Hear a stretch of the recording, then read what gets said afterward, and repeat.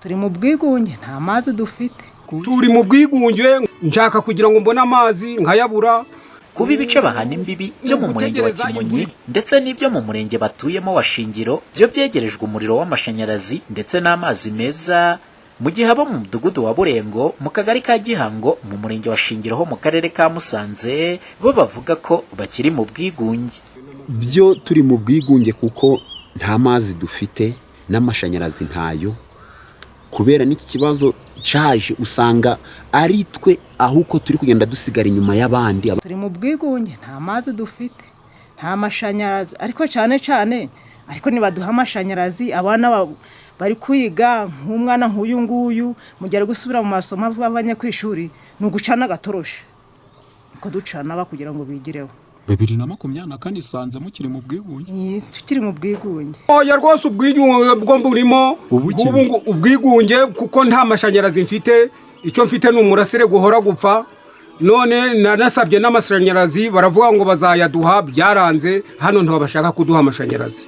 Kandi amazi yo n'amazi nayo ntayo rwose. Nabwo nigeze gutanga icyifuzo ndetse kabashinwa bakoze umugezi hano, none wenda baduhaye n'ivomero cyangwa se bakaduha ahantu twaza tubonera amazi bugufi. Baduhaye amazi nabyo byadufasha rwose. Abatuye Burengo hafi bakura amazi ni mu mugezi wa Mutobo, nabyo bibatwara urugendo rutari rugufi. Turi mu bwigunge nk'ubu mfite umukecuru wanjye hano w'umusaza, nshaka kugira ngo mbone amazi nkayabura.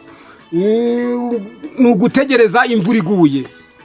Yitaguye mujya kudaha Mutobo. Iyo yitaguye dufata ibirometero nka 2 cyangwa 2 tukabona tukaja kuzana amazi kuri Mutobo kandi ni kuri. Ngubu nta kana mfite mvuge ngo kaja kuzana ayo mazi. Ni ukunywa amazi y'imvura cyakora tukayateka, ariko nayo yo yabuze tukabera aho ngaho. Kudahabwa umuriro ndetse n'amazi meza babihuza no kuba batuye muri aka gace babwiwe ko bazimurwa muri aka gace maze hagaterwa amashyamba.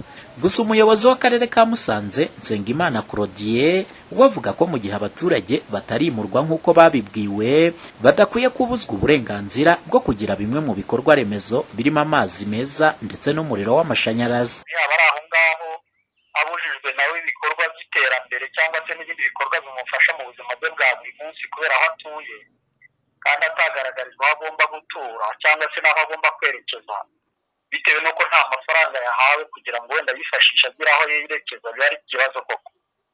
Ntabwo ibyo ngibyo bigomba kugira igihe rero birangira umuturage akamenya icyerekezo. Munyemerere rwose icyo kintu nanjye ndumva ni ikintu gikwiye kuba gikurikiranwa noneho kigahabwa umurongo, umuturage akamenya aho yerekera, ibyo ahererwa ingurane akayihabwa kandi ku gihe.